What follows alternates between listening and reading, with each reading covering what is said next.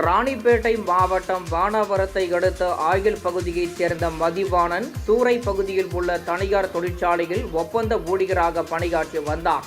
இந்நிலையில் நேற்று இரவு பணி முடிந்து வீட்டுக்கு இருசக்கர வாகனத்தில் மதிவாணன் சென்றபோது வேகமாக வந்த வேன் ஒன்று இருசக்கர வாகனத்தின் மீது மோதி விபத்துக்குள்ளானது. இதில் தூக்கி வீசப்பட்ட மதிவாணன் பலத்த காயமடைந்தார்.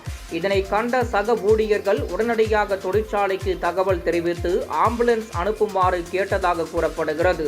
மேலும் மதிவாணனை தூக்கி கொண்டு தொழிற்சாலைக்கு சென்றனர். ஆனால் தொழிற்சாலைக்குள் அனுமதிக்க பாதுகாவலர்கள் மறுத்துவிட்டதாக கூறப்படும் நிலையில் மதிவாணன் அங்கேயே பரிதாபமாக உயிரிழந்தார். இதனை அறிந்த அவரது உறவினர்கள் மற்றும் பொதுமக்கள் மதிவாணன் சடலத்துடன் முற்றுகை போராட்டத்தில் ஈடுபட்டனர். தகவலறிந்து சம்பவ இடத்திற்கு விரைந்து சென்ற பானாவரம் காவல்துறையினர் அவர்களிடம் பேச்சுவார்த்தை நடத்தியதை தொடர்ந்து போராட்டம் கைவிடப்பட்டது. இதனால் அப்பகுதியில் பரபரப்பு ஏற்பட்டது.